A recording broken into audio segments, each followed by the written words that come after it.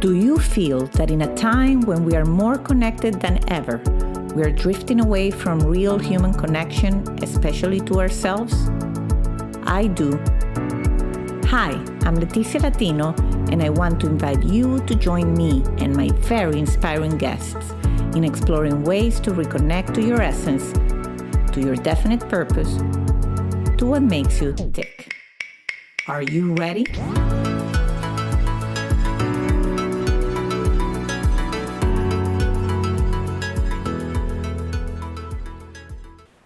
Hello there and welcome to Back to Basics. My guest today is Samantha Bessudo Drucker, a lifestyle genie, image consultant, journalist, host, and actress who has appeared in numerous TV shows and publications and is known for having the savoir-vivre and savoir-faire for just about anything. Sorry, I had to throw my French in there.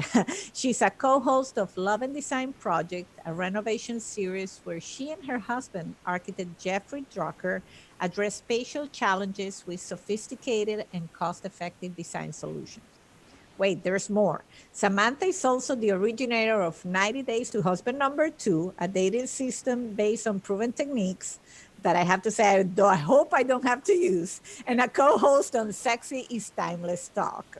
Hello, Samantha. How you doing? Oh, hello, Leticia. Thank you for such a beautiful introduction. I'm so delighted to be on your show today. Well, I mean, it's not every day I have someone that really has such a broad experience in all walks of life. And we never spoken in person, but I follow some of your successes. And I can tell that I'm going to have to struggle. I'm going to struggle today in keeping this interview with you. Because I can tell already we will have so much to talk about. So thanks for being here. Oh, it's my pleasure. You know, you and I share the commonality of being connectors. Mm-hmm, absolutely. And as women in business, I think that we are, I'm going to guess, both risk takers. So many lifestyle self-help people always say, oh, no, you need to practice your boundaries. You need to practice saying no. I don't believe in that. I believe in saying yes. Just say yes. What do you have to lose? And if you don't know how to do something, you will figure it out. Just say yes, because that opens up a world of possibilities. And if I have one belief in this lifetime, it's to believe in the power of the possibility of what if. That is where the magic is. I love it. And I couldn't agree with you more. And it's funny, and I'm going to be all over the place in this interview already because I'm going to bypass a little bit the beginning part. But, when you say, I hope I never have to use your technique on husband number 2, but I found my husband online. So I kind of went already. There you go. So I already know the power of just saying yes and go through unconventional methods to find happiness. Yes. And I believe that, there's many different kinds of happy. And when it comes to finding a life partner, it's really about finding the right love and the right partner for you in particular.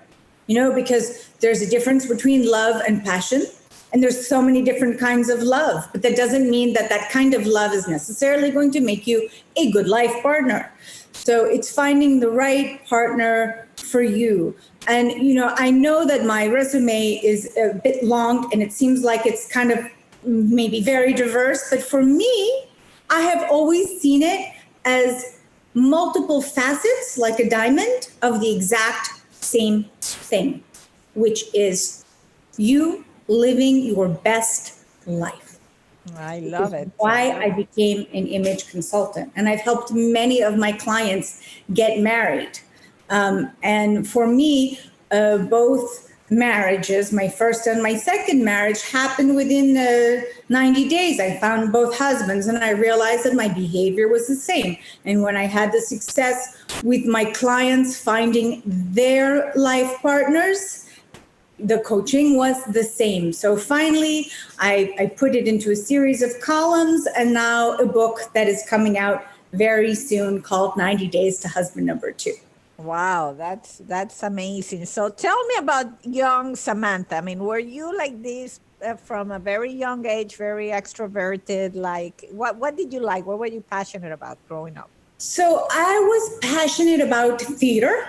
Mm-hmm.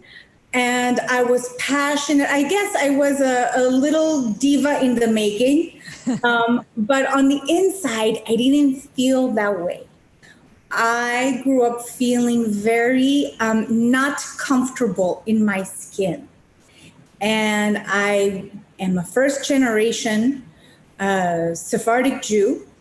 And when I went to school, everyone was white and blonde and preppy, and I didn't fit in. I never felt that I fit in. And everything at my school was very rigid and very vanilla. And Let me interrupt you. Where was this school? Where are you originally from? I am from Boston, Massachusetts. Okay. Just to give perspective as to imagining you in that vanilla school. Yes, I went to one of these I admit, I am grateful that I am the recipient of a very privileged education. Mm-hmm. And I went to one of these elitist prep schools in New England, in Boston. And I did not fit in. And but the people that I felt, the teachers that resonated with me were the drama teacher, the music teacher, and the art teacher. And these are the people, and one other teacher who changed my life, because I'm also terribly dyslexic. And she really helped me with the concept that everything is workable. You can overcome and get around pretty much everything.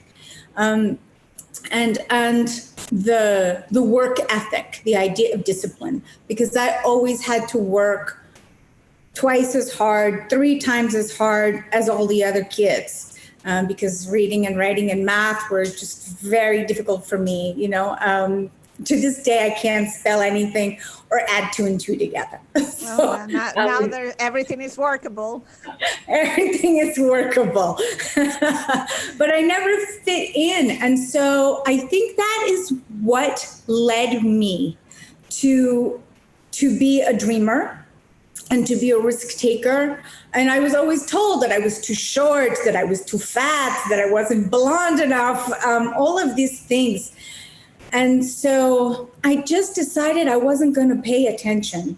So I went to NYU, where I studied acting, musical theater, and educational theater. And little did I know that was really going to be a big catalyst for me, and journalism and speech communication. So I use dramatic constructs and entertaining ideas and a sense of humor in my work to share my knowledge with other people, because my goal in life, my wish in life, is through entertaining constructs to help people live their best life. I want people to feel great in their own skin, because I never did. Now I do, but it was a whole journey to get here. So I like to share what I have learned along the way, and my 20 years as an image consultant, my 10 years as a professional dancer. So this was a journey. I didn't just roll out of bed and become a lifestyle genie. It was a process. I've been a makeup artist. I have been a stylist. I've been a personal shopper. Then I morphed into image consultant. And then finally, here I am, reemerged, rebranded as a lifestyle genie. Wow, I love it. And it's funny because, I had someone else on the show a while back. Now, she's an image consultant, but she came from the pharmaceutical world. So something very different. And she shared exactly the same thing you're sharing now, that she, although she's blonde, and the perception of her was that she was beautiful, she didn't feel beautiful. and she embarked in this whole image consultancy thing because of her own journey. So I think in that sense, it's interesting how you see that in becoming confident and comfortable in your own skin, of Yes. course, you have the tools to help others feel comfortable in your own skin.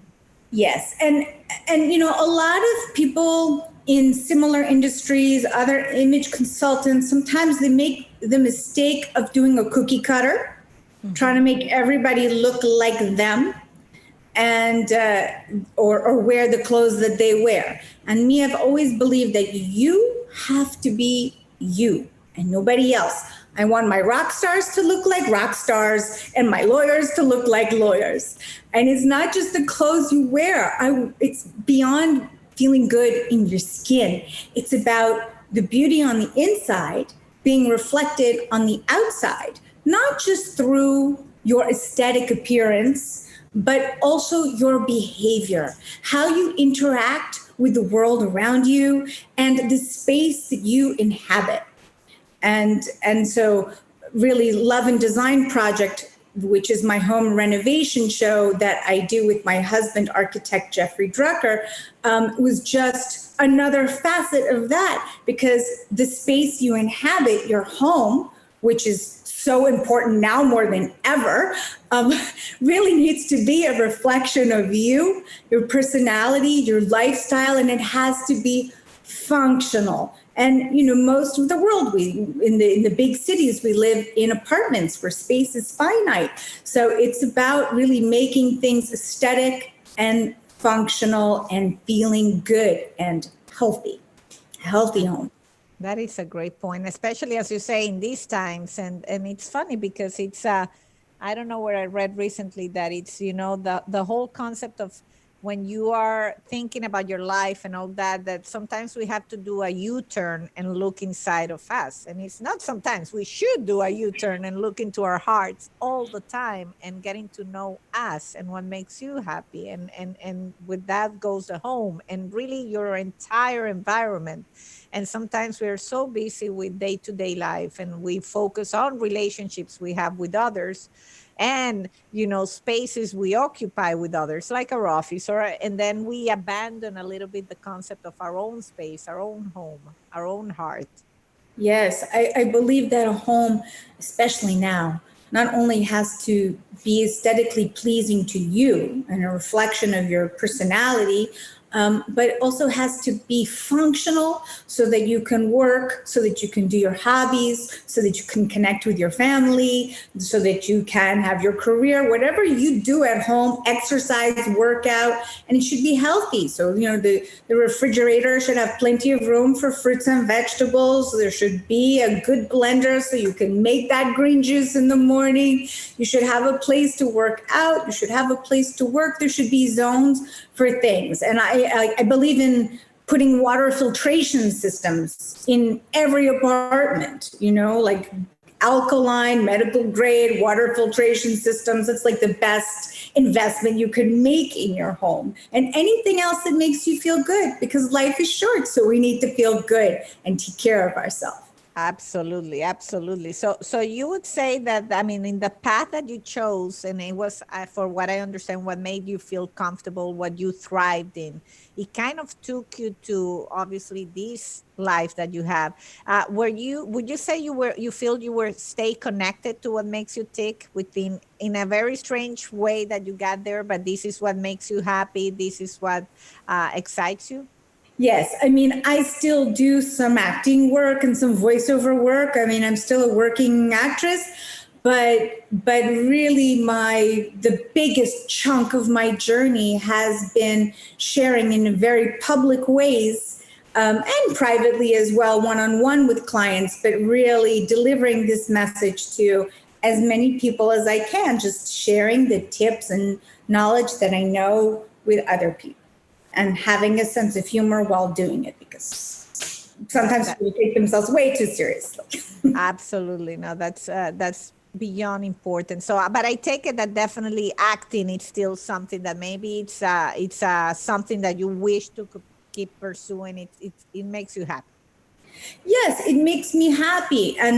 But like I said before in the beginning of your show, for me, everything that's on my resume, everything that embodies who I am is just multifacets of the same diamond. You know, like being on your show, it's an audience. Maybe I'm not pretending to be a character with you. I'm on here, your show today as me, but you have an audience. And it's being able to share with an audience that excites me. The power to connect with people and share is what it's all about for me. And that's the same when you're on stage. You are sharing a piece of your soul that you have put into a character, and then you're sharing that with an audience. It's kind of the same thing, except that this is more educational, hands-on tips that you can take away, and one is, fiction. That's the difference. I see it, because I think we relate in the fact that I feel that you like to inspire people, and that's how I got on the podcast on the first place. Is, in every conversation I had, I could inspire someone. I also had some friends that I introduced them to their, after I met my husband online, I say, you should try it. And I could convince them to try it, to say yes instead of saying no, and be open to the possibility of it happening. And that then they found their husbands there. And it felt good. I always say it feels good to make the impossible possible, or to prove to others that the impossible, that thing that cannot happen in a million years, happened just because you were open to it. Yes, I have a client who was very, very shy. He was a techie nerd and really not feeling comfortable in his skin. So I worked with him for about a year. And then I taught him, I didn't set him up, but I taught him how to hunt for himself. And he found his mate, and they have a few kids together. And then several years, like 10 years went by, and I reconnected with him briefly. And he was like, Sam, I want to thank you. Because of you, I met my life partner, and we have these beautiful children together. And it wouldn't have happened if it wasn't for your help. I just started crying, tears of joy.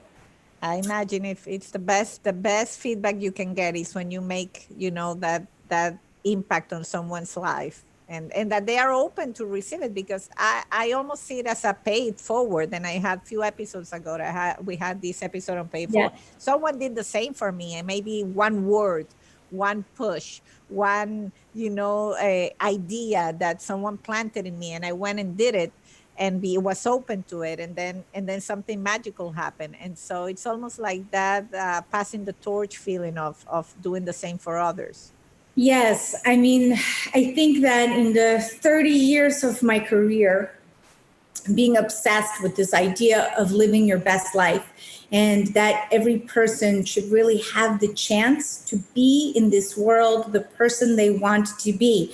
Think how much happier this planet and its population would be if we were all doing what we love. We would all be so much better as people.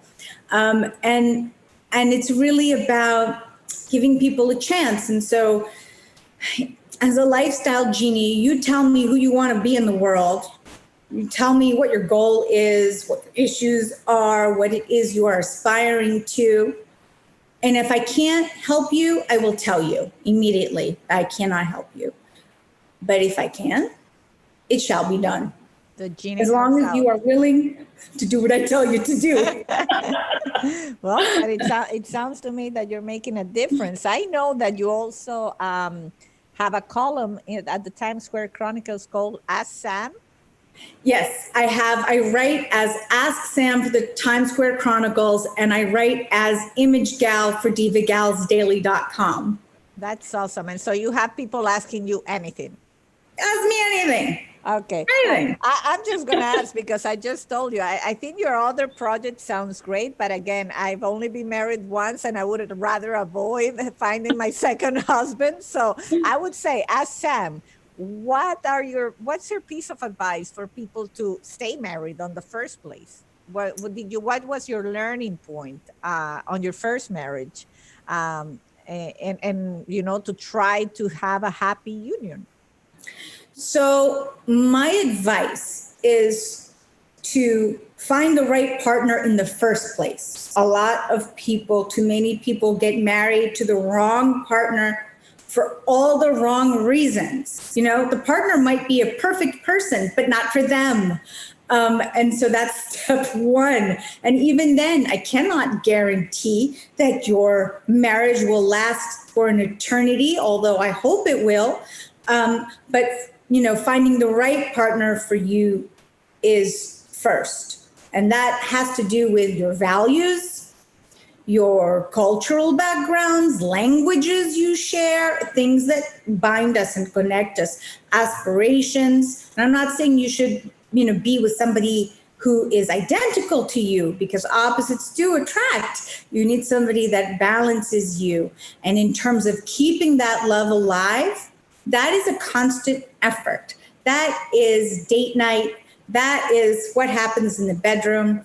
That is the love notes that you text each other during the day, or a special recipe that you make for your husband, or he does something nice for you. And it's about constant appreciation.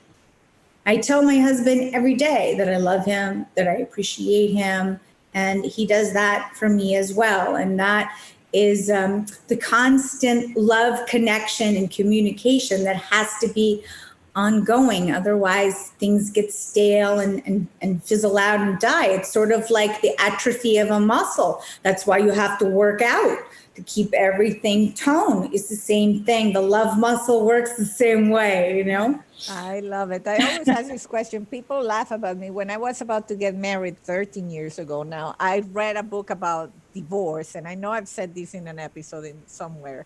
And people, a month before my wedding, I was at the beauty salon and my hairdresser said, "Why are you reading that? Are you crazy?" And I said, "No, I want to know before it happens. I want to be aware. If I don't know about divorce, I don't want this book after I got divorced. I want to before I got I even get married, so that I know where to look for the red flags."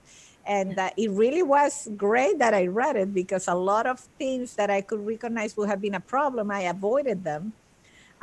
Just by being aware of where some problems arise.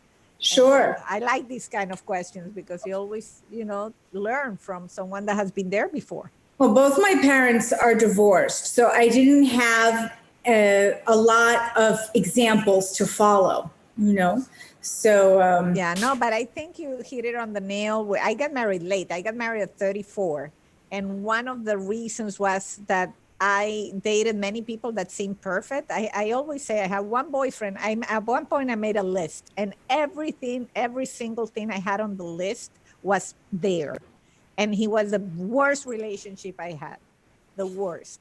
Yeah, and it's funny because I'm Italian. My parents are Italian, and we were raised in Venezuela. So I always thought someone that has the same background, because sometimes it's hard to understand that dynamics, of being from one place but not really being from that place. And this guy had everything, and it was just, there were other things that maybe you don't think about with the big items were there, but the small items, those that you were talking about, and that make a difference in the day-to-day.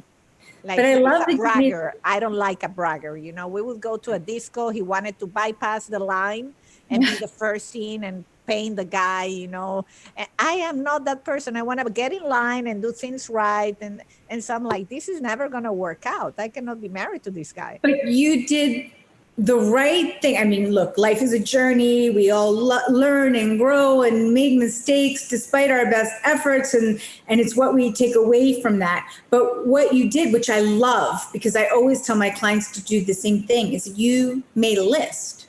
I made a list. Yeah, you have to make a list. Yeah. Just the second time, my list was different. Absolutely. And I, like you, got married late. My first marriage was at 30, but are you the same person now that you were at 34? Of course you're not. Not at all. You're better, fiercer, wiser, and more fabulous. And I would put a whole lot more things in my list if I was to write it now.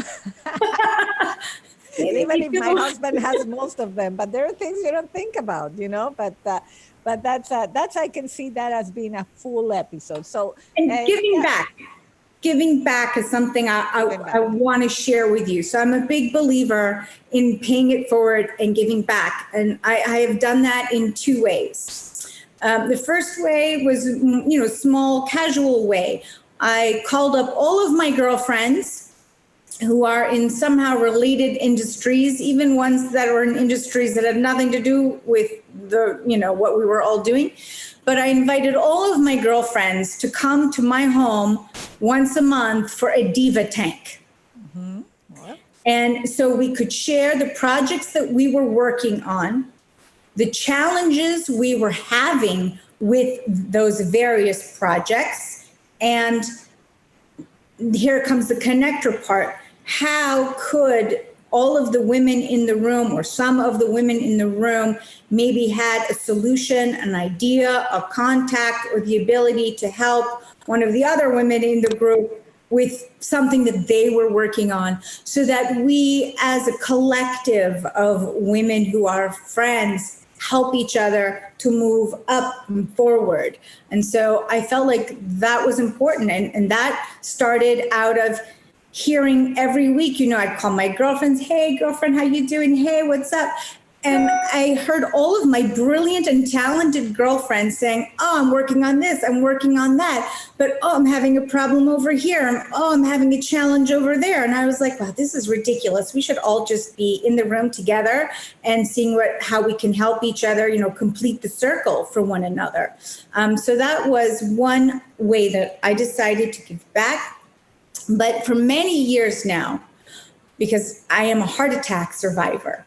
Oh, wow. And I felt that as a professional personality and a heart attack survivor who used to be a professional athlete, my first company was a dance studio. I danced competitively as a ballroom and Latin dancer and, taught lessons. I was dancing 8 hours a day for 10 years. So I'm not somebody you would think would have a heart attack. But, heart attacks are one of the number one killers of people on this planet. And so how old are you, if I may ask? 41. Wow. 41. And so scary, I'm sure. It was very scary. I was I was feeling very alone at that time. And so I got plugged in and got activated. I, went to cardio rehab. I got connected with Mended Hearts, the New York chapter. Mended Hearts is a national organization. I got connected with the American Heart Association. I am now connected with Survivors Have Heart, which is supported by AstraZeneca. And Survivors Have Heart is an extraordinary program. But raising heart health awareness, raising awareness for heart health, and just being there to listen or to, help get somebody plugged in or to share what I have gone through, knowing that it might help somebody else who's been going through the same thing. And sometimes it's something small. I was once at a meeting where people were discussing their stents. And I said, I feel my stents sometimes, like a little pinching sensation. And I wish that somebody had told me that might occur. And half of the room said, what are you talking about? You can't feel your stents. And the other half of the room said, oh, me too. You have that too. Me too. I feel this pinching sensation and nobody told me. So sometimes you don't even know what's going to click for somebody else. But, we have to share. Otherwise, we never know. I love that. Share and listen. It's very important. And understanding that our perspective is not absolute, it's relative to our own experience. Yes. So I've tried to raise money and raise awareness for various heart organizations. Wow, that's amazing. You got to pay it forward. Yeah, I love it. I love it. And so anything else you want to share, exciting, anything else that you say, this keeps me ticking during those times of your tough experience, maybe what helped you stay connected after a heart attack? What helped you stay, I'm here? Yes, running. Running helped me. Getting back to physical activity as soon as possible. Cardio rehab was the key. And when I first arrived in cardio rehab, I looked around the room and it was like full of grumpy old men in their 80s and 70s. And here I was, this 41-year-old woman who was in shape. I mean, six-pack abs in shape. And I was like, oh my God, is this it? I'm too young to be old. This cannot be the end for me. And then a light bulb went on. This angel came over to me. So he turned out to be the founder of the New York chapter of Mended Hearts. And God bless him, he's no longer with us. But Michael, he came up to me and he said, hey kid, what you in for? And he's much older than me, a senior gentleman. Just the fact that that's how he approached it, like, hey kid, what you in for? First of all, he had me at hello with that line. Of course, you say, I'm not old after all. People see that. I don't belong here. He's calling me kid and he's asking me what I'm in here for, like it's a prison. I thought that was so cute. He had me at hello. And then he said, I said, can I work in your set with you with the weights? Because he was the only other person in the room doing weights. And he's like, sure. And we became friends, very close friends. And you never know how reaching out your hand to somebody is gonna change somebody's outcome. Because I went from being depressed to being activated and motivated. And then, a couple months later, I ran the Wall Street 5K for the American Heart Association. And a couple years later, I had become the official runner of my New York chapter of Mended Hearts, because most of the people in that room can no longer run. So I became their official runner, which filled me with pride and joy and a sense of purpose. So we got to do the things that we can to help heal the world. There's an expression in Judaism called tikkun olam, and tikkun olam basically means to help heal the earth. Mm-hmm. And that can Beautiful. Manifest in all kinds of ways. Sometimes it's just about being willing to share yourself or reach out your hand to somebody in some small way. For, like that, it was just that somebody said hello with a smile, and that's all it took. So sometimes you just have to, you have to put a smile on your face and say hello to the world. Yeah, well, I love it. And I love, Samantha, that you were willing to share yourself with us and with the Back to Basics audience. I will absolutely put all the exciting things you have going on our show notes so that people can check you out and see how they can activate the genie maybe. Thank you so much. Thank you so much. And I really wish you the best of luck, and we'll definitely keep you in my radar because you're an inspiration. So thank you so much. Thank you. You have my links to my website, you can say them if you want to socialimage.net. Yes, I do, but you can say them out loud if you want. Terrific. If you would like to reach out to me, my email is samantha@socialimage.net. My website is www.socialimage.net, and my Instagram is Samantha Bessudo Drucker. And you'll be jealous when you see her Instagram because she has amazing pictures, gorgeous activities and herself. So thank you, Sam, for everything. And you can ask Sam anything through her column too. So anything. And you can also watch Secretary Thomas Talks on Wednesdays, where my girl pals and I have a great show. You should come on the show. Absolutely. I can testify to that. And we have one of your co-hosts, Luisa Diaz, on the show. And I mean, you are all doing fantastic work. So thank you for being amazing women that are putting, us, breaking the glass ceiling, as they say. This is good time to be women. Oh, thank you so much, Leticia. Thank you. Have a Samantha. Beautiful day. I'm so grateful to be a guest on your show. Thank you. Thank you. You've been listening to Back to Basics. You can follow us on Instagram and Facebook. If you haven't yet, subscribe, rate, and review this podcast on Apple Podcast or any of your favorite streaming platforms. This is the best gift you can give us. Join me next week for another Back to Basics conversation. And if you want to find out about other exciting things I'm working on, visit leticialatino.com. Thank you, and until the next time.